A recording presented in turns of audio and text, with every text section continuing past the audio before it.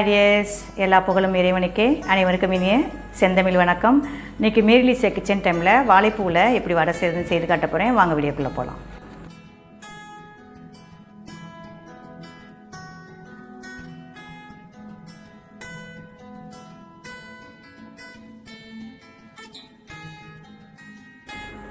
வாழைப்பூ வடை செய்கிறதுக்கு ஒரு 200 கிராம் அளவுக்கு ஒரு வாழைப்பூ, அதுக்கு ஒரு 200 கிராம் அளவுக்கு கடலைப்பருப்பு எடுத்து ஊற வச்சு இந்த ஒரு பவுல் நிறையா இருக்குது எடுத்து வச்சுருக்கேன். இப்போ இதை தண்ணி விடாமல் அரைக்கணும். கடலைப்பருப்பு நம்ம என்ன செய்யணும், வடிகட்டி ஒரு 5 மினிட்ஸ் இப்படி வச்சுருக்கணும். உலர்ந்து இருக்கணும். ட்ரையாக இருந்தால் தான் உங்களுக்கு வடை நல்லா வரும். 2 வரமிளகாய், 2 க்ரீன் சில்லி. இப்போ இந்த பருப்பை அதை கொட்டியும் அரைக்கலாம். இந்த மாதிரி இருக்கணும், தண்ணியே இருக்கக்கூடாது. வாழைப்பூ நல்லா நைஸாக, எவ்வளோதுக்கு நைஸாக கட் பண்ண முடியுமோ அந்தளவுக்கு நைஸாக கட் பண்ணி மோரில் ஊற வைக்கணும். இல்லைனா கருத்துறக்கூடாது. பாருங்கள், இது கொஞ்சம் நேரம் வச்சுருக்கேன், நல்லாயிருக்கு பாருங்கள், ஃப்ரெஷ்ஷாகவே இருக்குது. கருத்து போகாமல் இருக்கணும். ஒரு வடிகட்டி வச்சுக்கோங்க.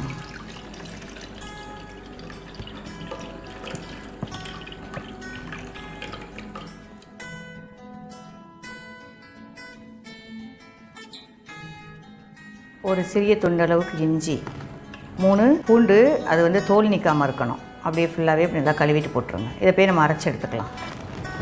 இது கொஞ்சம் ஆஃப் பண்ணி போட்டு நீங்கள் இதை தண்ணி விடாமல் இந்த பதத்துக்கு இருக்கணும்.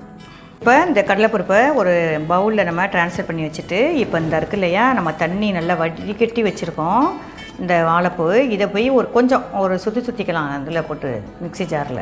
இல்லைன்னா நம்ம அப்படியே அரைக்காமல் போட்டோம்னா நம்ம எண்ணெயில் போடும்போது உதிரும். அதனால் சும்மா ஒரு சுற்றிக்கலாம். இப்போ கடலைப்பருப்புக்கு இவ்வளவு நம்ம வாழைப்பூ எடுத்து வச்சுருக்கோம்னா நம்மளுக்கு, இல்லைன்னா ரொம்ப போட்டோம்னா நம்ம துவர்ப்பு தன்மை இருக்கும். வாழைப்பூவே துவர்ப்பு தன்மை அதிகம் உள்ளது.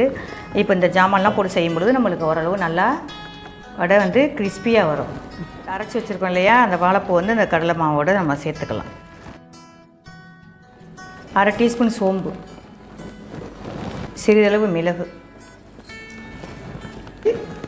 கொழுந்து கருவேப்பிலை இலை அப்படி நைஸாக அப்படி கிள்ளி போடுங்க. இது மல்லி இலை, முருங்கை இலை, சின்ன பீஸாக நல்லா நைஸாக நல்லா ஷார்ப்பான கத்தியை வச்சு நல்லா எவ்வளோ கழுவு நீங்கள் நைஸாக கட் பண்ண முடியுமோ அந்தளவுக்கு ஆனியனை, பெரிய ஆனியனை ஒரு 2 எடுத்து வச்சுருக்கேன்னா அப்படியே கட் பண்ணி இதில் போட்டுக்கலாம். இந்தளவு பெருங்காயத்தூள், தேவையான அளவு உப்பு. இந்த அளவுக்கு இருக்கணும். பதம் நீர் சத்து அதிகம் இருக்கக்கூடாது. நம்ம தண்ணியே இது பண்ணிக்கல. இந்த வெங்காயத்தில் இருந்துச்சு இல்லை நீர்த்தன்மை, அதுதான் இப்போ நம்ம சேர்த்துருக்கோம். தண்ணி சேரவே கூடாது இதில். இப்படி வச்சு எடுத்து மாவை அவ்வளோதான். அப்படியே எடுத்து சூடான எண்ணெயில் போட வேண்டியது. அடுப்பு ஆன் பண்ணிக்கலாமா? ஆயில் ஊற்றியாச்சுமா? ஆயில் காஞ்சிக்கிட்டு இருக்கு.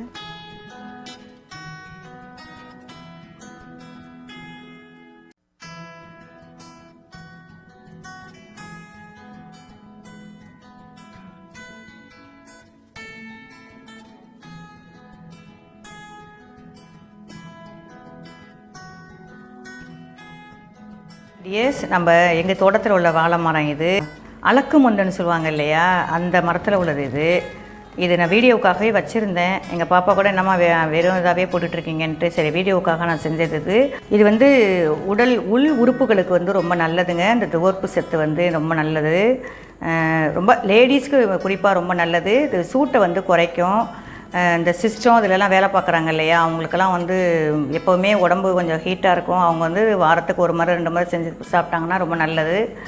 இதை நீங்கள் மகளிருக்கு ரொம்ப நல்லது. ஸ்பெஷலாக இந்த துவர்ப்பு தன்மை யூட்ரஸ் இதுக்கெல்லாம் ரொம்ப நல்லது. அது இந்த சுகர் பேஷண்ட்டுக்கெல்லாம் சுகரை ரொம்பவும் அது கண்ட்ரோலில் வைக்கிது. இது நம்ம எல்லாமே நான் சேர்த்துருக்கேன். செய்து பாருங்கள்.